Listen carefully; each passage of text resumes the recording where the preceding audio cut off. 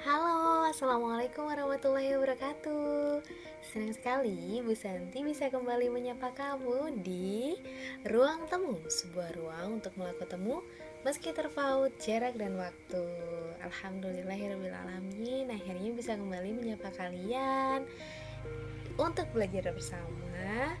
Walaupun masih via online ya, sudah hampir 2 tahun, sudah 1 tahun lebih kita belajar daring. Semoga kalian tetap bersemangat untuk terus belajar, apapun medianya, bagaimanapun keadaannya. Belajar itu kita niatkan sebagai ibadah gitu ya. Nah, uh, kali ini kita mau belajar bareng tentang teks prosedur.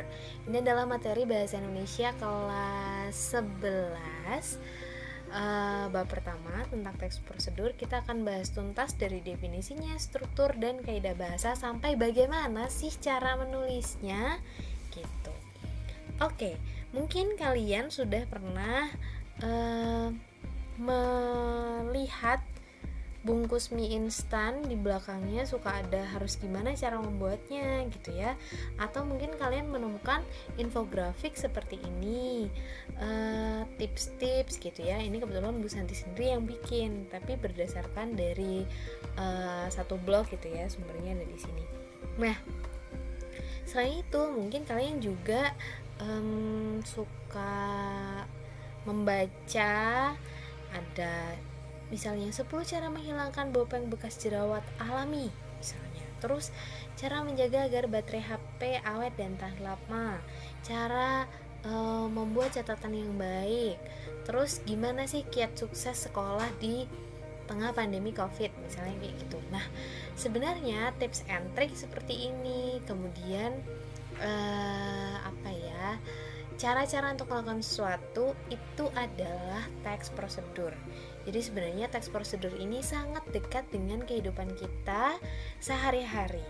Mungkin sering kita membacanya, sering ketemu, apalagi buat kalian yang hobi banget bikin minuman-minuman instan, misalnya kopi instan, terus apalagi ya, misalnya kayak minuman buah, terus makanan instan, entah itu bubur atau mie dan lain sebagainya. Itu kan pasti ada step-step yang harus kalian ikuti. Nah, itu adalah teks prosedur.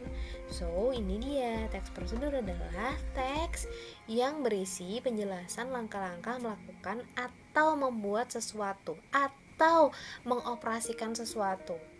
Jadi intinya ini teks prosedur itu adalah panduan untuk melakukan sesuatu atau menghasilkan suatu produk gitu ya. Nah, strukturnya gimana? Hanya ada 3. Yang pertama adalah tujuan. Kalau kalian belajar bahasa Inggris, teks prosedur itu yang pertama aim atau goal gitu ya. Tujuannya apa? Nah, di sini sebenarnya tidak full terus tujuan pembuatan teks prosedur, bukan, tapi juga pembahasan atau penjelasan umum tentang apa sih yang mau kita jelasin di situ yang akan kita bahas. Misalnya cara membuat mie instan. Nah, kamu bahas nih, mie instan itu tuh gimana? Oh, dia kurang sehat. Terus gimana caranya biar jadi sehat? Nah, ini dia cara-caranya. Nah, gitu. Jadi seperti pengantar. Terus yang kedua adalah petunjuknya, dan yang ketiga adalah penutup atau penegasan ulang atau simpulan. Kita bahas satu-satu. Tujuan seperti yang tadi Bu Santi katakan, isinya adalah pernyataan umum dan penjelasan tentang topik yang dibahas dalam teks. Paham ya? Kemudian petunjuknya itu berupa penjelasan langkah-langkahnya, step by stepnya. Kalau misalnya cara membuat sesuatu kemudian membutuhkan material atau alat, biasanya ada di contohnya resep masakan gitu ya. Nah, atau cara membuat keterampilan tangan hastakarya gitu. Nah, itu biasanya ada alat dan material atau alat dan bahan. Kemudian penutup ini sifatnya mana suka ya, bisa jadi ada, bisa jadi tidak.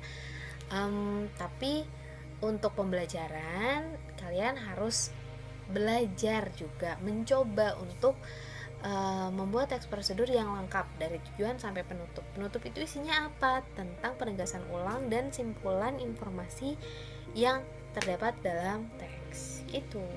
Nah, untuk merumuskan kaidah bahasanya, kita akan bahas infografik Bu Santi yang berisi tentang teks prosedur 4 cara membuat konten viral. Nah, di sini ada, sekalian kita bahas strukturnya ya.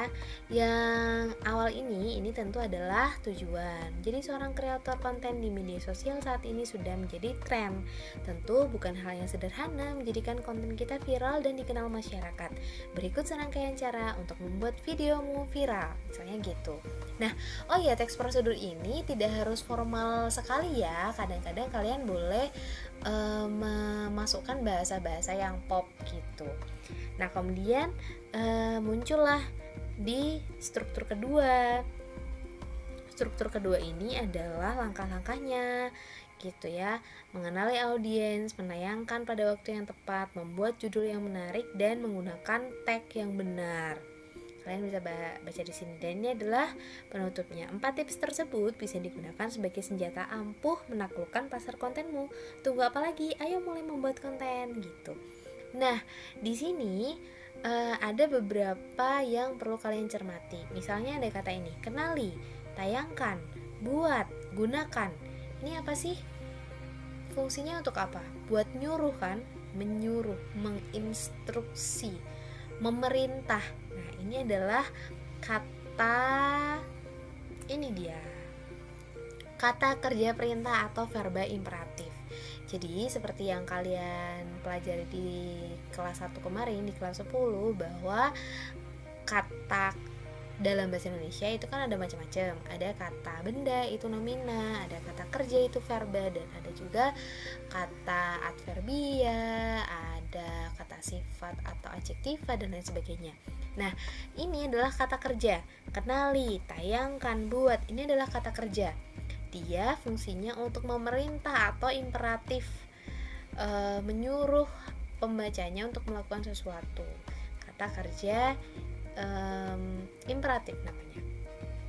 Nah, ini dia penjelasannya. Jadi dari bentuk dasar, misalnya pasti, kemudian ada imbuhan atau partikel kan, pastikan gitu ya, tunjuk, tunjukkan, cerita, ceritakan, hindar, hindari gitu, jadi, jadilah gitu. Nah, kalau di sini kita bisa lihat gunakan, tayangkan gitu ya. Nah, bisa dipahami ya. Kemudian yang kedua adalah menggunakan kata teknis yang berkaitan dengan topik. Kalau di sini kalau membuat konten viral, berarti viral ini sebenarnya adalah kata tekniknya, kata teknis. Terus tag itu juga kata teknis. Terus audien gitu ya. Jadi kata teknis itu apa? Adalah kata-kata yang atau istilah khusus yang berkaitan dengan topik yang sedang dibahas gitu. Yang ketiga adalah menggunakan konjungsi penjumlahan. Konjungsi penjumlahan itu dan, serta gitu ya. Misalnya contoh ini, tetapkan target audiens videomu, setidaknya ketahui usia, hobi, karakter, dan topik yang menarik mereka. Kadangkala tidak cuma konjungsi penjumlahan saja loh, ada konjungsi yang menunjukkan urutan waktu. Misalnya setelah itu, kemudian, dan lain sebagainya gitu ya. Pertama, kedua, ketiga gitu. Itu misalnya. Kemudian juga menggunakan banyak kalimat persuasif. Paling tidak, setidaknya ada satu kalimat persuasif yang digunakan. Misalnya, ayo tunggu apa lagi, ayo mulai membuat konten. Kalimat persuasif itu adalah kalimat ajakan.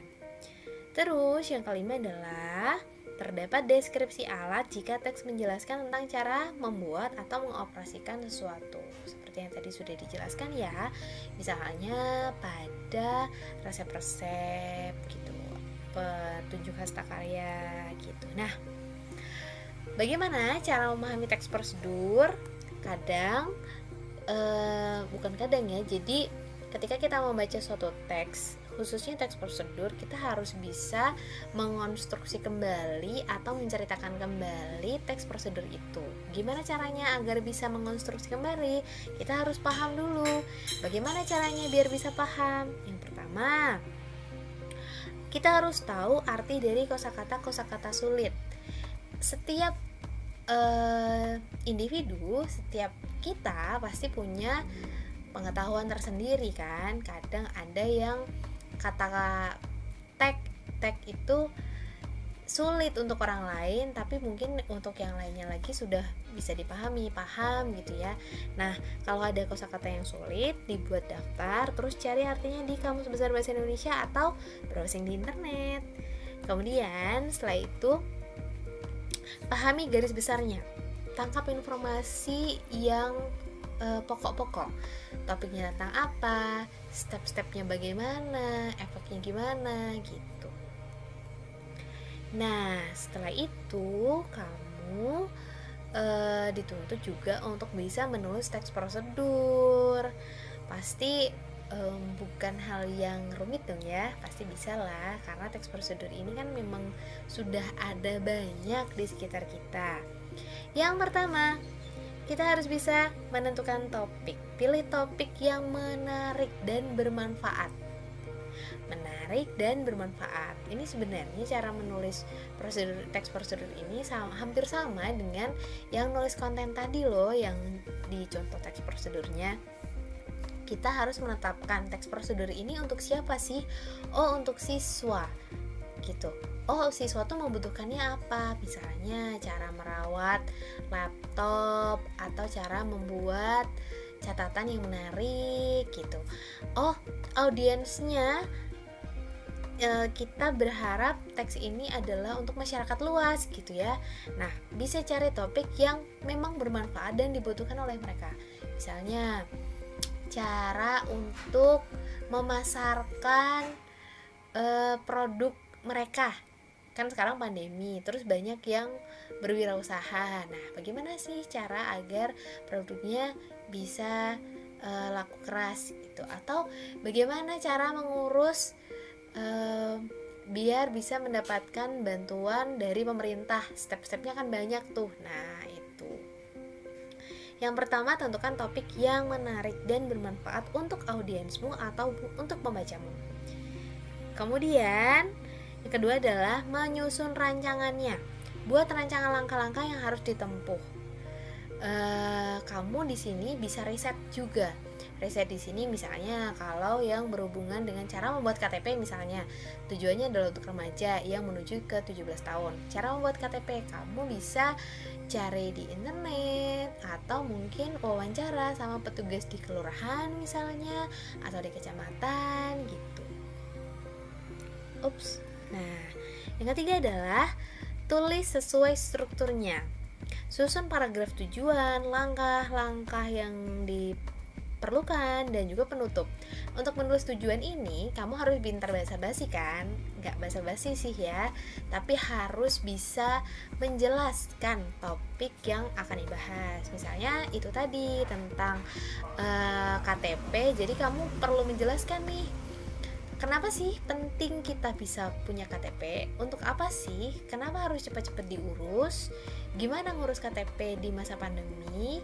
Bisakah diurus online gitu? Nah, kita bisa membuat daftar-daftar pertanyaan yang mungkin akan ditanyakan oleh pembaca dan informasinya dibutuhkan. Terus kita cari jawabannya.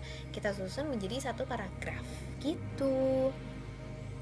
Setelah itu, edit dan revisi. Kenapa Bu Santi nulisnya edit dan revisi? Karena mengedit dan merevisi itu dua hal yang berbeda. Mengedit itu mengoreksi dan membetulkan kesalahan-kesalahan teknis, salah tulis, salah tanda baca, belum ada spasinya, dan lain sebagainya. Kalau revisi itu terkait kontennya. Siapa tahu ternyata ada step yang tidak sesuai, atau step yang terbalik, atau kalimat yang tidak efektif. Nah, gitu. Itu perlu dibaca ulang. Nah, gimana caranya biar proses editing dan revisi ini lebih efektif? Setelah kamu menulis di step yang ketiga ini, berhenti dulu, istirahat, disimpan dulu teksnya. Kamu harus refreshing dulu, nonton TV sebentar, baca novel, atau mungkin buka-buka media sosial dan lain sebagainya. Istirahat, setelah fresh baru dibuka lagi dan dibaca ulang. Nah, setelah fresh itu biasanya kita bisa lebih mudah untuk menemukan menemukan hal-hal yang mungkin perlu dibenahi gitu. Yang terakhir adalah finalisasi. Jadi baca kembali teks setelah proses revisi dan pengeditan untuk memastikan teks kita sudah paripurna gitu ya, sudah bagus. Tadi penjelasan lengkap tentang teks prosedur. Semoga kalian bisa memahami. Dan kalau misalkan ada yang mau ditanyakan, boleh ketik di kolom komentar. Oh iya, buat kalian yang punya teman mungkin juga sedang belajar tentang teks prosedur, kalian boleh share link video ini ke teman-teman kalian biar ikut semangat belajarnya ya. Jangan lupa tetap semangat, jaga kesehatan. Sampai jumpa di ruang tamu berikutnya.